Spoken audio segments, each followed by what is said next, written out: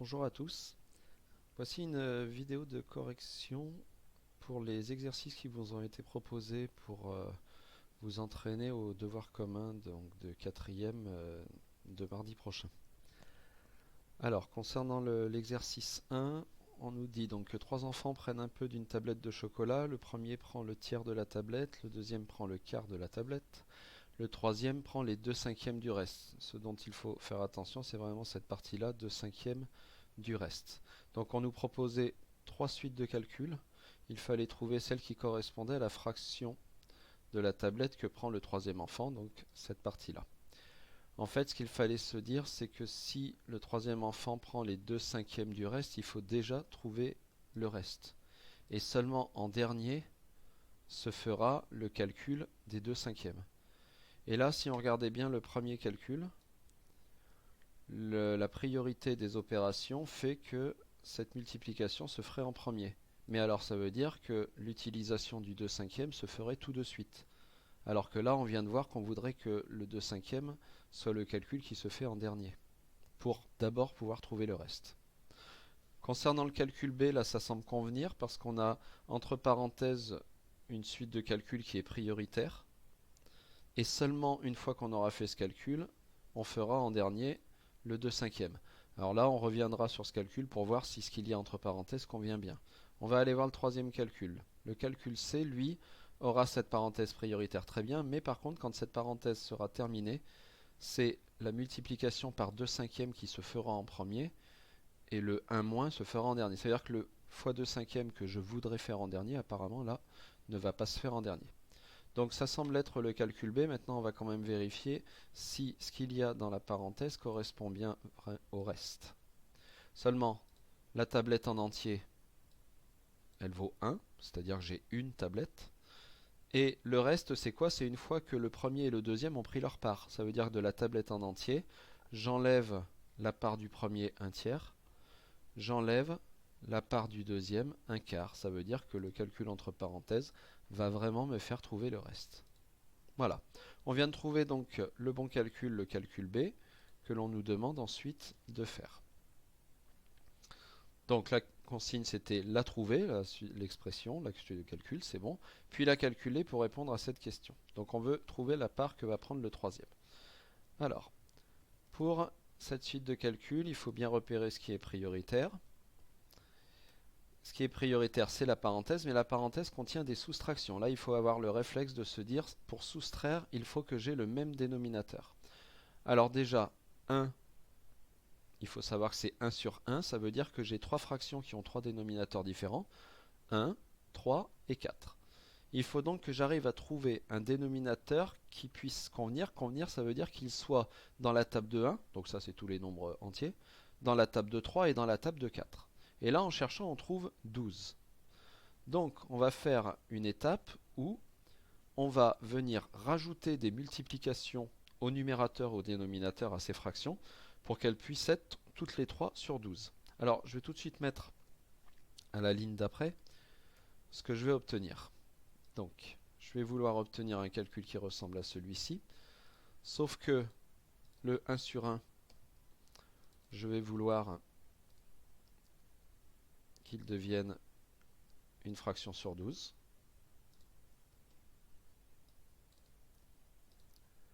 Le 1 sur 3, je vais vouloir qu'il devienne une fraction sur 12. Le 1 sur 4, je vais vouloir qu'il devienne une fraction sur 12. Donc voilà ce que je vais vouloir obtenir. Ensuite, je recopie le fois 2/5 qui lui attend son tour mais fait partie du calcul. Alors maintenant, je repère, donc bien entendu, le fois 2/5 sera également là. Et là, je dois me dire, le 1 c'est en fait 1 sur 1. Seulement au dénominateur, si j'ai 1 et que je veux 12, je dois mettre la multiplication fois 12. Ça va donc donner ceci pour la première fraction. Je vous la montre juste après, j'écris les calculs.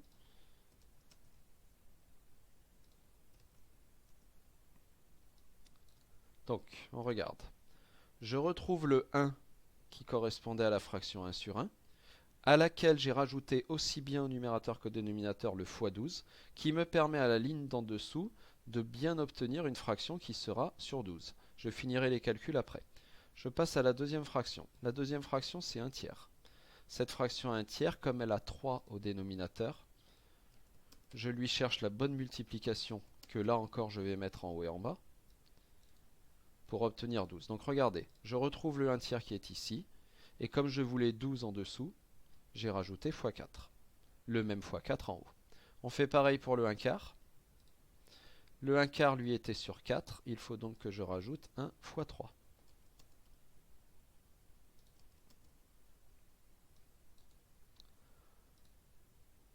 Voilà, on regarde ce que j'obtiens. La dernière fraction en bas, 4 x 3 va bien me donner 12, et le x 3 que j'avais rajouté, je l'ai bien rajouté en haut. Alors maintenant, il ne me reste plus qu'à finir le calcul. Première fraction en haut, 1 fois 12 fera 12. Deuxième fraction, 1 fois 4 fera 4. Et troisième fraction, 1 fois 3 fera 3.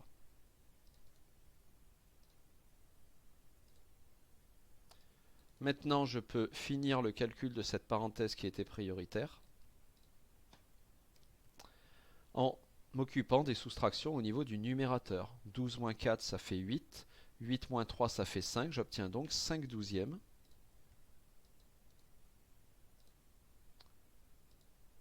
Pour la partie des parenthèses. Alors là, ça veut dire que de la tablette, une fois que le premier et le deuxième enfant se sont servis, il reste 5 douzièmes de la tablette. Le troisième enfant en prend les 2 cinquièmes, donc on multiplie par 2 cinquièmes. Et là, on ne se mélange pas dans les règles. Là, il n'y a pas besoin de mettre au même dénominateur. Pas la peine de chercher quel dénominateur peut convenir pour 12 et 5. Là, c'est une autre règle qui consiste à chercher des simplifications.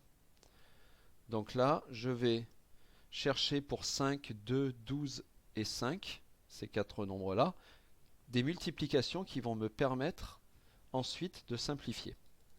Alors, le 5 en haut, il n'y a que 5 fois 1. Les fois 1 servent à rien quand on fait des simplifications. Je le laisse 5. Le 2 en haut reste 2. Pareil, parce qu'il n'y a que 2 fois 1. Le 12 par contre en bas, je peux l'écrire 2 fois 6. Et le 5, lui, pareil, il n'y a que 5 fois 1, je laisserai 5. Donc regardez ce que ça donne. Je reprends. Le 5 et le 2 en haut sont restés inchangés. Le 12 en bas est devenu 2 fois 6 et le 5 est resté 5. À ce moment-là, je vois une simplification par 5 et par 2. En haut, il ne va rien rester. Attention, c'est pas qu'il reste 0, mais il reste 1. Et en bas, il va me rester le 6. J'ai donc trouvé le résultat 1 sixième. Ce qui veut dire que la réponse, je ne l'écris pas, mais je la dis oralement. La réponse à l'énoncé, c'était que le troisième enfant prend 1 sixième de la tablette. Pour l'exercice 2. Alors l'exercice 2, on nous donne une figure. Si on l'observe, on a déjà beaucoup d'idées de ce sur quoi peut porter cet exercice. On visualise sur cette figure deux triangles rectangles, le THC et le TFE. Donc tout de suite, on doit se dire, j'ai peut-être la possibilité d'utiliser le théorème de Pythagore. Mais on observe également la présence de ces deux angles droits, qui fait que la droite CH et la droite EF sont toutes les deux perpendiculaires à la même droite. Ça nous donne une propriété qui a été vue en sixième, qui me permet de savoir qu'en fait, les droites CH et EF sont parallèles. Et alors, du moment où j'ai des parallèles avec en plus les informations de points alignés, ça doit aussi me faire penser à l'utilisation du théorème de Thalès. Alors maintenant, ce qu'il va falloir, c'est arriver à voir si c'est plutôt l'un ou plutôt l'autre. Et là, ça va être en fonction des longueurs qui sont demandées. Alors, une première chose à laquelle il faut faire attention, c'est qu'on a deux unités, on a des mètres et on a des pas. Alors on va tout de suite régler le problème. Comme un pas mesure 0,6 mètres, l'information du 20 pas, je vais tout de suite la transformer en me disant, si je fais 20 fois la dimension d'un pas, donc 0,6, je saurai que ces 20 pas valent 12 mètres. Donc moi, j'utiliserai 12 pour la longueur TH. On voit que le 13,5 lui est en mètres et le 15 est en mètres. Très bien. Alors, on me demande premièrement de montrer que la hauteur CH du cerf-volant est égale à 9. Donc on veut savoir si CH fait 9. Seulement, lorsque Pythagore et Thalès sont tous les deux possibles, moi je donne l'astuce, c'est de d'abord repérer Pythagore. Parce que Pythagore, quand vous écrivez l'égalité de Pythagore, vous avez trois longueurs. Ça vous fait donc observer trois longueurs sur la figure. Thalès, lui, nous donne trois quotients égaux qui correspondent en fait à 6 longueurs. Ça veut dire qu'on a plus de choses à observer sur la figure. Donc l'astuce, c'est de plutôt regarder si Pythagore convient, et c'est seulement si on s'aperçoit que Pythagore ne convient pas que là on va se lancer dans Thalès. Alors là, est-ce que Pythagore convient? Déjà CH, je vois qu'il fait la longueur que je cherche, elle fait partie d'un triangle rectangle, donc ça peut convenir pour Pythagore. Maintenant, ce qu'il faut pour Pythagore, c'est si je cherche une longueur, je dois connaître les deux autres. Seulement les deux autres longueurs de ce triangle, 15 et 12, je les connais. Ça y est, j'ai pas besoin de chercher plus loin, je ne vais pas chercher si Thalès peut m'être utile, je vais utiliser Pythagore. Donc pour le premièrement, alors pour Pythagore, il faut dire qu'on a un triangle rectangle. Donc CHT et rectangle en H. Pas la peine de dire le triangle quand on utilise trois lettres et qu'on ne met pas de chapeau, on sait qu'on parle du triangle. CHT et rectangle en H. Donc, et là on va expliquer qu'on va utiliser le théorème de Pythagore. D'après le théorème de Pythagore. Ok. Alors maintenant, le théorème de Pythagore consiste à trouver une égalité avec des carrés en commençant par l'hypoténuse, l'angle droit étant en H, l'hypoténuse c'est le côté d'en face, TC. Je le mets au carré. Et ça me donne la somme des carrés des deux autres côtés. C'est-à-dire que je vais prendre les deux autres côtés, TH en le mettant au carré, et je lui ajoute CH en le mettant au carré. Ok. Maintenant, il se trouve que je ne cherche pas l'hypoténuse que j'ai écrit en premier. Ça veut dire que là, on est sur ce que j'appelle Pythagore soustraction, c'est-à-dire que la longueur que je cherche n'étant pas la plus grande, c'est finalement une soustraction qui va me permettre de l'obtenir. Donc là, je vais transformer cette égalité en passant devant la longueur que je cherche réellement, CH, donc toujours au carré. Et là, maintenant, je sais que je vais faire une soustraction. Et la soustraction va toujours commencer par le plus grand côté. Et bien alors, c'est automatiquement l'hypoténuse. Alors l'hypoténuse, j'avais dit que c'était TC. Et là, j'ai plus qu'à regarder quelle longueur j'ai pas utilisée. Bah TH. Voilà. Donc là, c'est l'étape qu'on appelle le passage à la soustraction, où la longueur que je cherchais qui n'était pas écrite devant, je viens la passer devant. À ce moment-là, je pars sur une soustraction en commençant par l'hypoténuse. Maintenant que j'ai fait ça, je peux remplacer par les valeurs. Alors CH, je ne le connais pas, c'est normal. Je le laisse. TC, on a dit qu'il valait 15, je pense bien à le mettre au carré. Et TH, on a dit qu'il valait 12, je pense bien à le mettre au carré. Ce calcul vaut pour 15 au carré 225, pour 12 au carré 144. Cette soustraction me donne donc 81. J'ai presque terminé. Je n'oublie pas que je n'ai pas trouvé la longueur CH. J'ai en fait trouvé la longueur CH qui est au carré. Il me reste maintenant à faire l'opération inverse du carré, c'est-à-dire la racine carrée. Donc, pour trouver CH, je prends la racine carrée.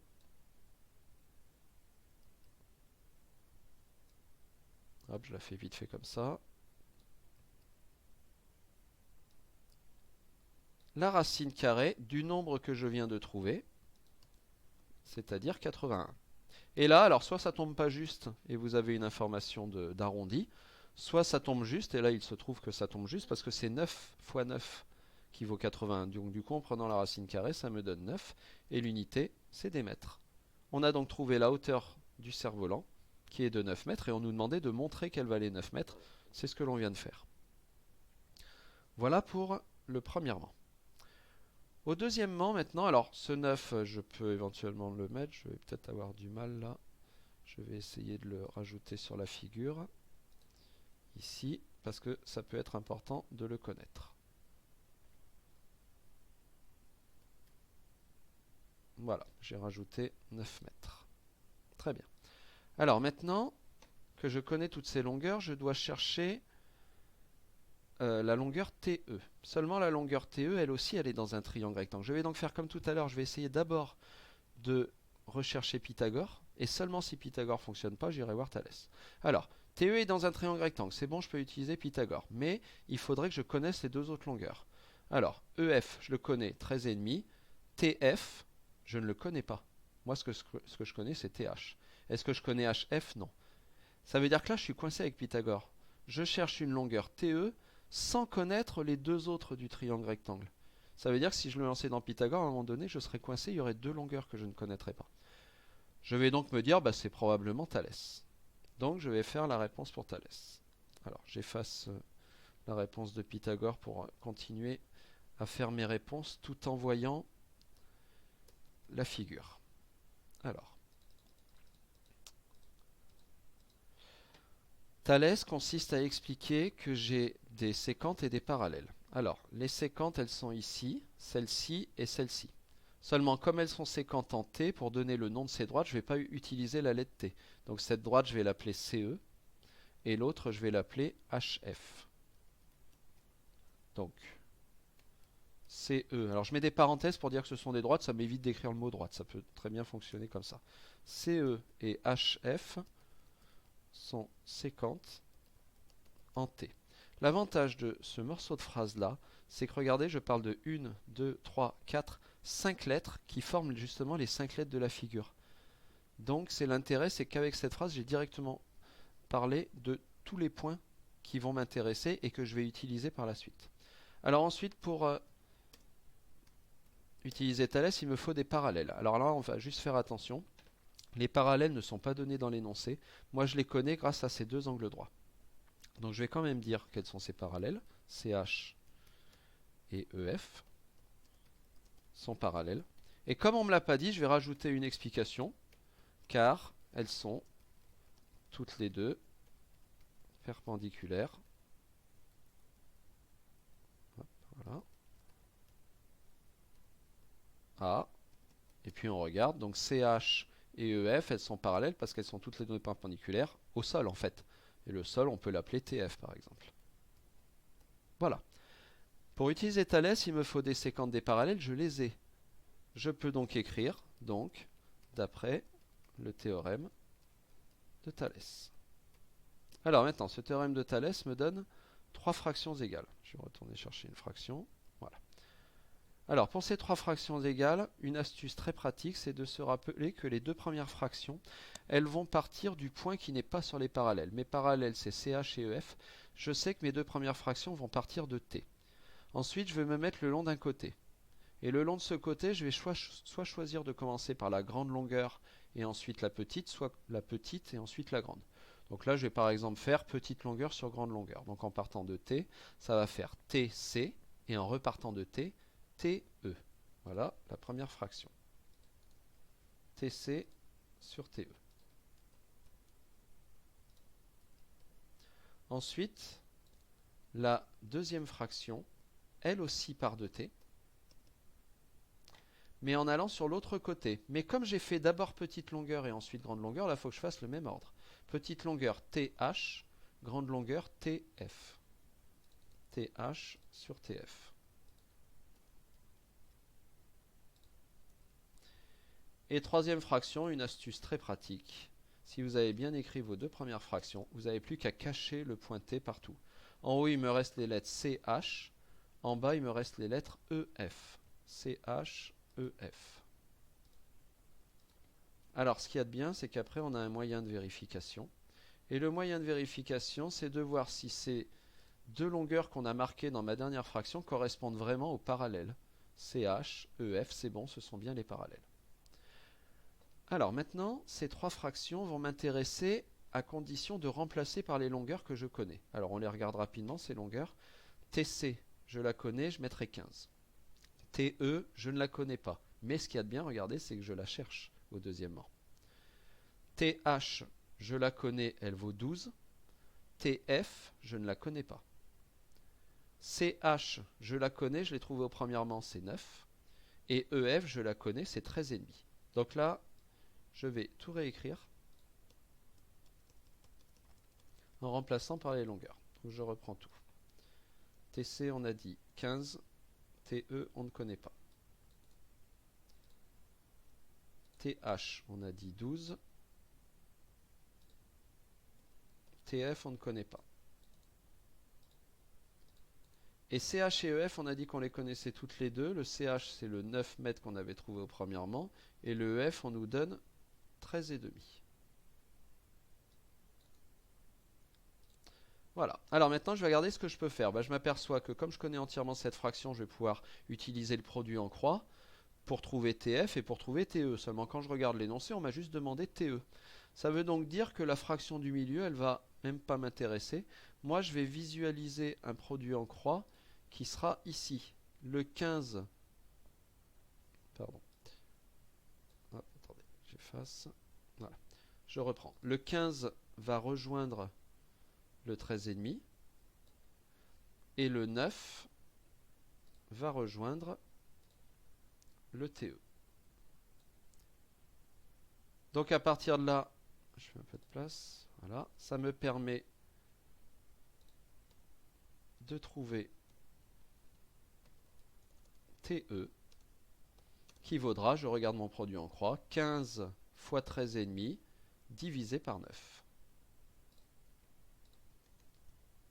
J'écris le calcul, il ne faut pas donner de résultat sans qu'on comprenne d'où il vient. Donc là, j'écris le calcul que j'ai visualisé grâce à mon produit en croix. 15 fois 13,5 divisé par 9. Et maintenant, je fais ce calcul. Apparemment, d'après l'énoncé, il n'y a pas d'arrondi. Donc je suis en train de le taper. Et j'arrive à 22,5. Et j'avais fait tout mon exercice en mètres. Donc la longueur TE, c'est la corde qui est nécessaire. J'ai besoin de 22,5 mètres de corde. Voilà, donc pour cet exercice, une figure où aussi bien Thalès et Pythagore étaient possibles, bien repérer Pythagore, qui est assez facile à repérer, et s'il ne convient pas, à ce moment-là, on peut se lancer dans Thalès. Alors, vous aviez ensuite l'exercice 3. L'exercice 3, on avait des affirmations, il ne fallait pas juste dire vrai ou faux, mais justifier. Alors du coup, on va essayer de voir si ce sont des calculs ou des explications qui permettent de justifier.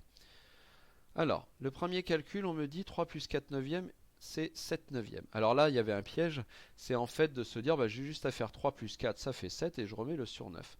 Et non, la réponse était faux, parce que le 3, c'est en fait la fraction 3 sur 1. Et du coup, si j'ai 3 sur 1, je me retrouve avec une addition où je dois me rappeler que l'addition ne peut se faire qu'à condition que les dénominateurs soient les mêmes. Si la fraction 3 sur 1 a pour dénominateur 1, elle n'a pas le dénominateur 9. Donc, pour faire ce calcul, je dois faire un petit peu comme à l'exercice 1, c'est-à-dire trouver un dénominateur qui convient. Donc là, j'ai 3 sur 1.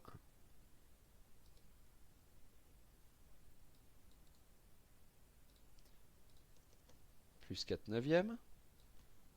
Mais là, je vais tout de suite à cette ligne finalement modifier mon 3 sur 1 en m'apercevant que le 9, il convient bien comme dénominateur. Comment le 1 peut se transformer en 9 en faisant x9? Donc je vais faire x9 également en haut. Donc voilà ce que devient finalement cette première fraction.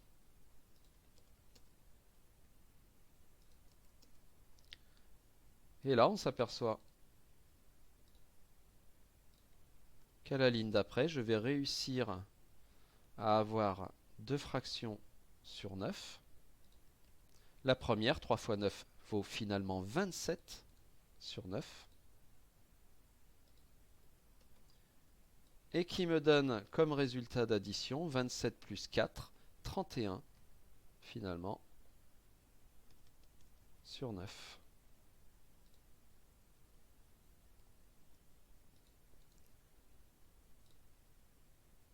Et là, j'ai ma justification pour dire que cette affirmation était fausse. Parce que j'étais censé trouver 7 neuvièmes et j'ai trouvé 31 neuvièmes. Voilà pour le premièrement, c'était un simple calcul d'addition de fractions finalement. Deuxièmement, on me demande si la décomposition en produit de facteur premier de 600 me donne ceci. Alors là, j'ai pas forcément besoin de la chercher, la décomposition de 600. J'ai juste à regarder celle qu'on me propose. J'ai deux choses à regarder. Première chose, est-ce que cette grande suite de multiplication vaut 600? Parce que bien entendu, si ça ne vaut pas 600, ça n'ira pas. Et deuxième chose, c'est à voir si j'ai des nombres premiers. parce que je veux des facteurs premiers. Alors déjà, on regarde. Alors pour la faire, une petite astuce, on fait 2 fois 5, ça fait 10. Encore un 2 fois 5, ça fait 10. Donc 10 fois 10, j'en suis à 100. Et fois 6, ça me donne bien 600. Donc là, déjà, ce calcul vaut bien 600. Seulement, est-ce que tous ces nombres sont des facteurs premiers? Eh bien non. Parce qu'un nombre premier est un nombre qui ne peut s'écrire que lui-même fois 1. Par exemple, 7 est un nombre premier parce qu'il n'y a que 7 fois 1 qui vaut 7. Il n'y a pas d'autre multiplication. Eh bien, le 6 peut s'écrire 6 fois 1, on est d'accord, mais peut aussi s'écrire 3 fois 2. Donc là, l'explication, elle est assez simple. Il y a juste à dire faux, car 6 n'est pas un nombre premier. C'était tout ce qu'il y avait à repérer. Donc la vraie décomposition, ça serait de redécomposer ce 6 en 3 fois 2. Donc je vous la mets sur le côté, mais elle n'était pas demandée. La bonne décomposition,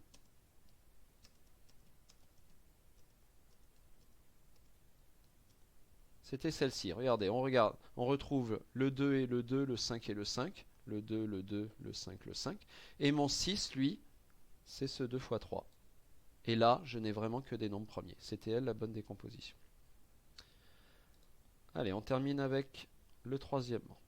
Alors, le troisièmement me donne un calcul de nombres relatifs. Alors, c'est vrai que vous aurez l'avantage d'avoir la calculatrice au contrôle commun maintenant. Il ne faut pas tout simplement taper ce calcul sur la calculatrice. Parce que si vous tapez ce calcul sur la calculatrice, il vous donne 109 ou il ne vous donne pas 109, vous dites vrai ou faux, très bien, mais vous n'avez rien justifié. En fait, là, la justification, ça va être de le faire ce calcul, mais par étapes.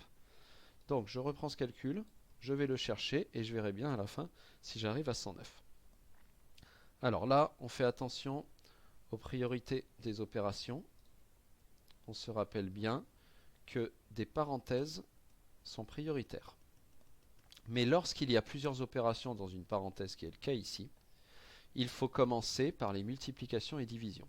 Donc là, il faut repérer que ce 54 fois 2 est prioritaire. Je vais donc recopier le reste, calculer ce 54 fois 2 qui me donne 108, et voilà la première étape.